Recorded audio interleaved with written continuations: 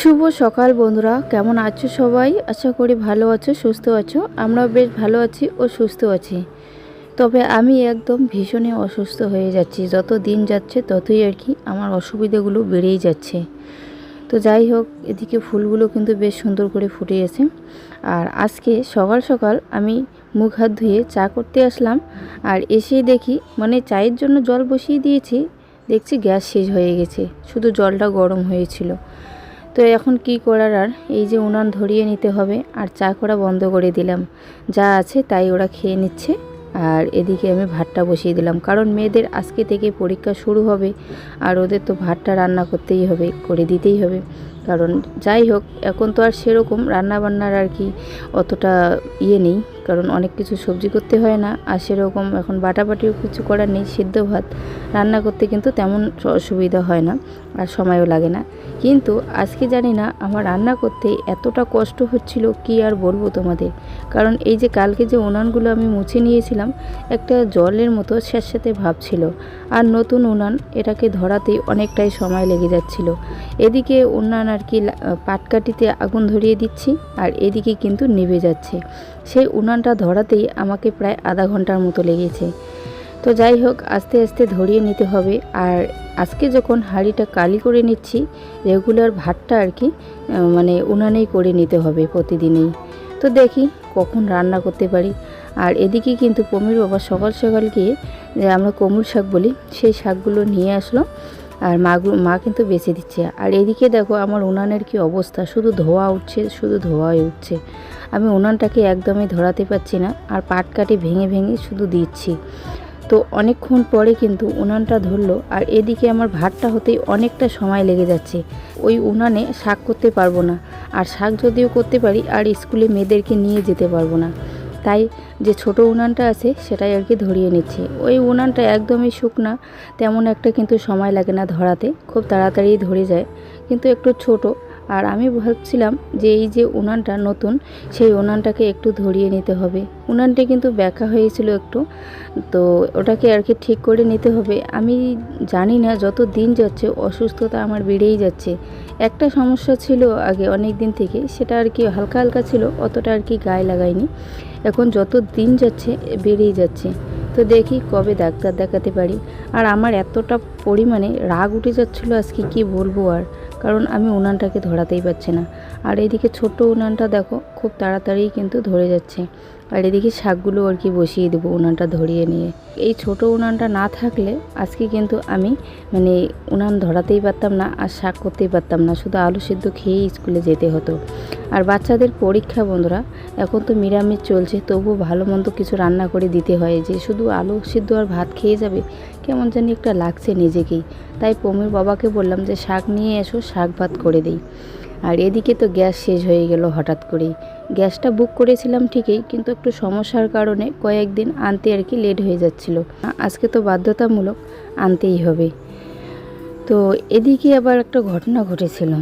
আমি ওকে মেসেজটা দেখাচ্ছিলাম, যে ডিএসসি নাম্বারটা আসে সেই নাম্বারটা আর কি দেখাচ্ছিলাম।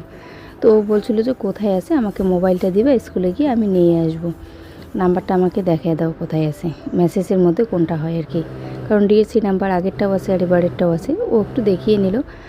আর দেখাতে গিয়ে আমি কি করেছি বলো তো, এখন কার হাত লেগে হুট করেই আর কি ডিএসসি নাম্বারটা ডিলিট হয়ে গেল। একটার পর একটা সমস্যা। তো পমির বাবা কিন্তু আর একটা জিনিস খুব ভালো কাজ করেছে আজকে। কারণ ও ডিএসসি নাম্বারটা প্রথম যখন দেখিয়েছিলাম, তখনই ও নাম্বারটা একবার না পড়ে নিয়েছিল। তো 6টা নাম্বার তো শুধু, তাই আর কি ঝট করে মনে রাখতে পেরেছে, নয়তো আজকে আমাদের গ্যাস আনতে লাগতো না। তো পমির বাবা কিন্তু নাম্বারটা মুখস্থ করে, ওই মুখস্থ নাম্বারটা নিয়ে আর বইটা নিয়ে চলে গিয়েছিল মাথা ভাঙায় আর কি, গ্যাস অফিসে গ্যাস নিয়ে আসতে। এখান থেকে আর নেব না, গেল বারে যা আমাদের সমস্যা করেছে, এই যে গ্যাস চুরি হয়ে গেছিলো আর কি। তো এবার আর কি সেই ভুলটা আর করবো না, আর ডিএসসি নাম্বার কাউকে দিবও না। তাই আর কি ও বলছে যে এবার আর কারো কথাই শুনবো না, আমি অফিসে গিয়েই নিয়ে আসবো। আর আজকে ভাত রান্না করতে পাক্কা 1 ঘন্টা লেগে গেল আমার। এদিকে শাকটা বসিয়ে দিয়ে আমি বাচ্চাদেরকে বলছি স্নান করে আসতে। আর আজকে পরীক্ষা হলো, আমি কিন্তু ওদেরকে একদমই বই নিয়ে বসাতে পারলাম না। আজকের কারণ ছিল পুরোই উনানটা। তো যাই হোক, যেটা হয় ভালোর জন্যই হয়। আজকে যেটা হয়েছে ভালোর জন্যই হয়েছে, আর কালকে যেটা হবে সেটাও ভালোর জন্যই হবে, তাই না? আর আজকে হয়েছে যেটা, এটা হলো উনানটাকে ধরিয়ে নেওয়াটা বেশ ভালো হয়েছে আর কি।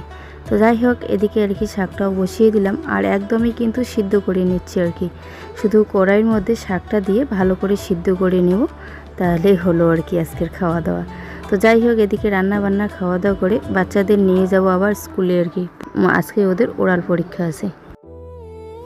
তো আমরা বেরিয়ে পড়লাম, অমিদের আজকে ফার্স্ট পরীক্ষা। এই যে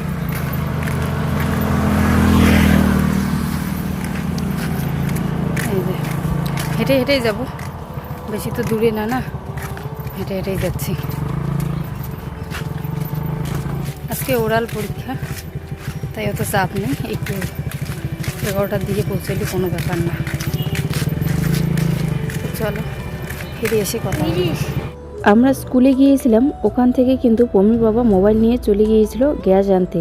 তো যাই হোক, ভালো হয়েছে যে নাম্বারটা মনে রেখে গ্যাসটা আনতে পেরেছে, নয়তো 45 দিন আমাদের উনানেই রান্না করতে হতো। তো এদিকে বাচ্চারা স্কুল থেকে এসে পরীক্ষা দিয়ে এসে এদিকে আবার এখন টিউশনে যাওয়ার জন্য রেডি হয়েছে। ওরা দুইজনেই এক জায়গায় টিউশন পড়ে, তাই আর কি একবারই কিন্তু যায়।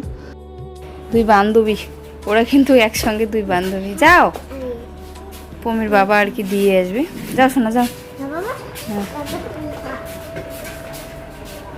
একসঙ্গেই আর কি পড়ে এখন টিউশনে। এখন আর কি ওরা দুইজনে একসঙ্গে টিউশনে যাবে। কি পোকা বেরোচ্ছে? বাচ্চারা যেমন দুইজনেই আর কি একসঙ্গে টিউশন পড়ে, কোনোদিন পমির বাবা দিয়ে আসে, কোনোদিন আবার বুবই নিয়ে আসে, এরকম করেই কিন্তু চলছে আর কি টিউশনটা।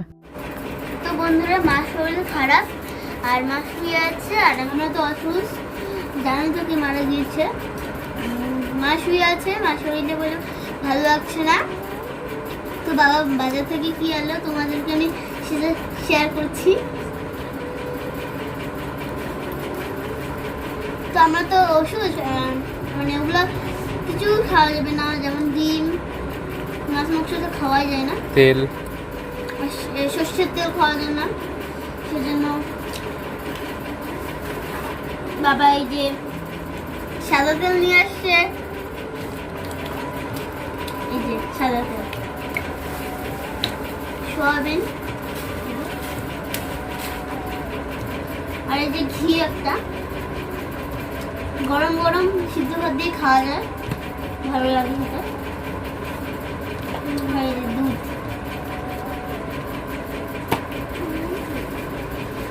এই যে এটা হলো মাছ ডাল,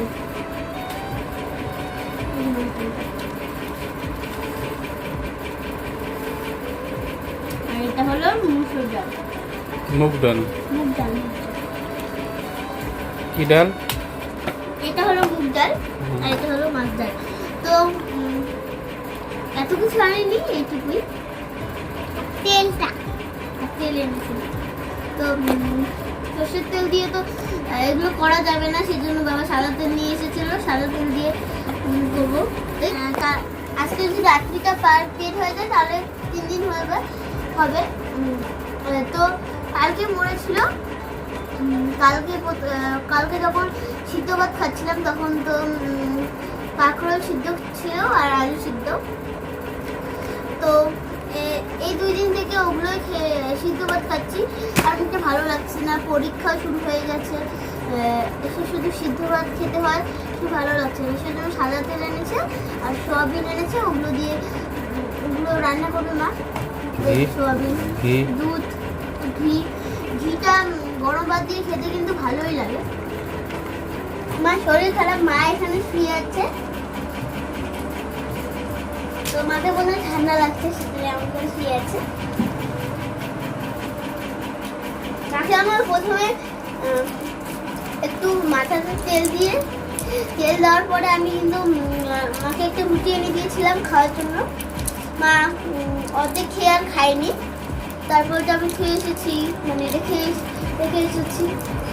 বাবা বাজার থেকে সিলিন্ডার পূজা দিল, তোমাদের সাথে শেয়ার করা হলো না। মাকে ওকে দিয়েছি, মা ওদিকে খাচ্ছে, আমরা ওইদিকে খাচ্ছি। আমি বন্ধু জানা আমাকে একটা দিছি। তো মার কিন্তু এই কদিন থেকে জ্বরটা কিন্তু একটু বেশি আসছে, মানে শরীর খারাপটা কিন্তু কিছুদিন পর পর হয়ে যাচ্ছে, কেন জানি না এই কিছুদিন পর পর মা শরীর খারাপটা হয়ে যাচ্ছে। কিছুদিন যেমন একদিন পার হতে না হতেই আবার জ্বর চলে আসে। চলো মা এখন ঘুমা, কারণ কালকে তো আমার পরীক্ষা আছে, আমি বইগুলো পড়ে নেবো, আমি বই পড়বো আর বুনুও তো বই পড়বে, সেই জন্য আমরা দুজন এদিকে বই পড়বো। যখন মুখস্থ হয়ে যাবে বইটা তখন মাকে একটু ধরতে বলবো, মা ধরবে, আর আমি আর বুনু নিচে বসবো পড়তে, মা বিছনায় ঘুমাবে আর মা বিছনায় শুয়ে থাকবে আর আমরা নিচে পড়বো। পড়ার পরে যখন আমাদের মুখস্থ হবে তখন আমি মাকে ধরতে দেবো।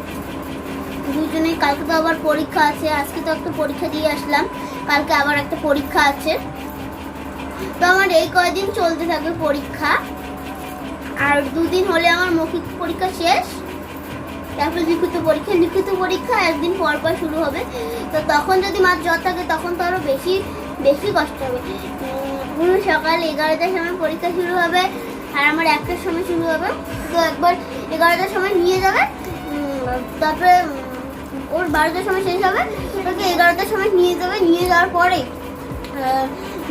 পরীক্ষা শেষ হবে, আনবে, তারপরে আমি রেডি হবো, তারপরে আমাকে নিয়ে যাবে, তারপরে আমাকে আনবে বাড়ি।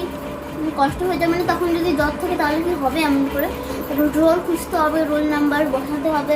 একদিন যদি খোঁজা যায় তাহলে কিন্তু একদিন যদি খুঁজে দেখা যায় তাহলে কিন্তু বসে, তাও যেতে হয় একটু বাঁচিয়ে।